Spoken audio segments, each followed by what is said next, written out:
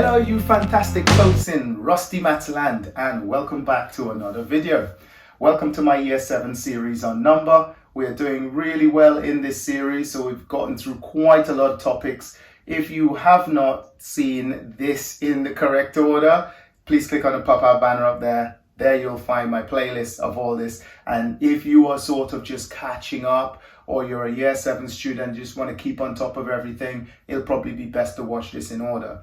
If you're new here though, and you just want to see how to divide fractions, welcome! Don't forget to click that subscribe button down there below though, just to make sure as soon as a new video comes up, you will know about it.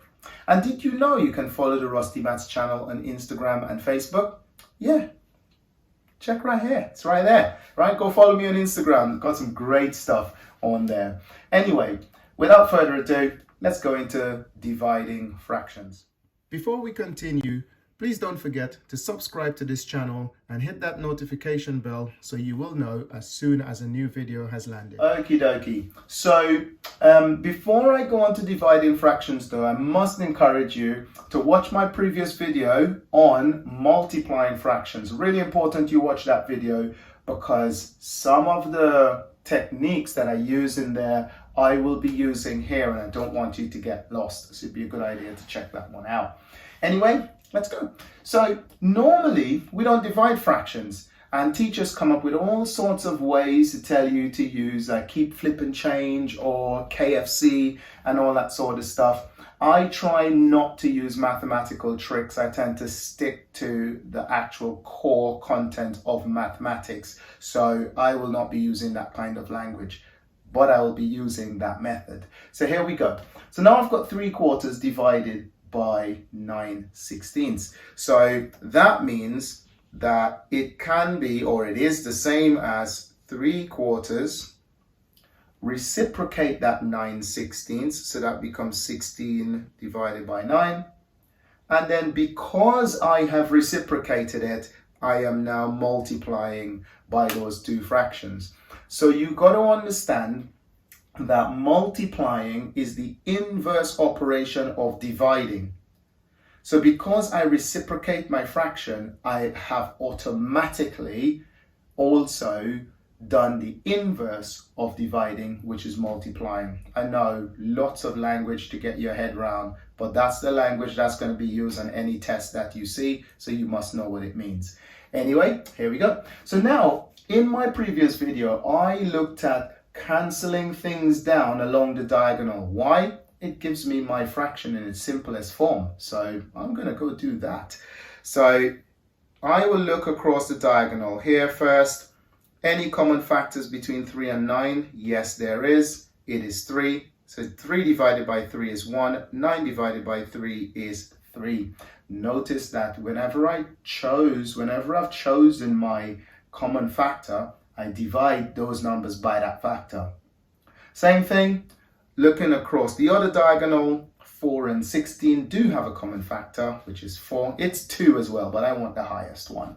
So I will use 4. So I'm going to divide by 4. 4 divided by 4 is 1. 16 divided by 4 is 4. Now that I've got that nicely simplified, multiply the numerators, multiply the denominators. So that means that 4 times 1 is 4, and 3 times 1, that's 3. And once I've got that, don't leave your answer like this. Always best to make it look as easy on the eye as possible. This is an improper fraction. Change it to a mixed number. 1 1/3 will do the job. Because 3 goes into 4 once, that's why you have the big one. Then you got 1 left over, that's the leftover. And because it's divided by 3, I keep that.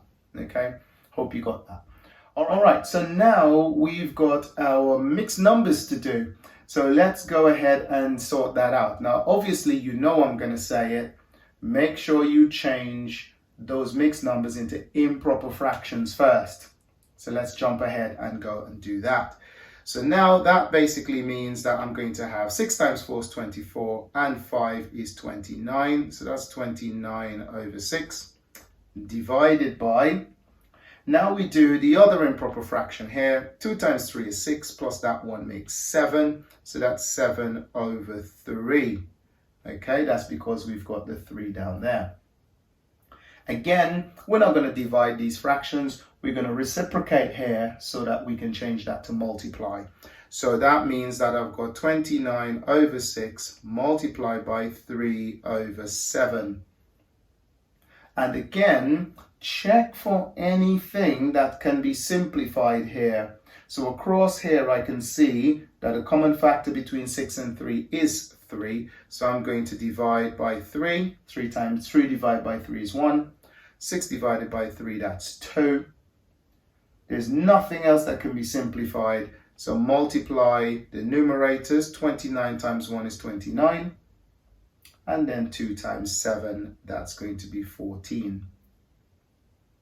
And now that I've got that, don't leave it like this. Try and simplify it as much as possible. So get it to a mixed number.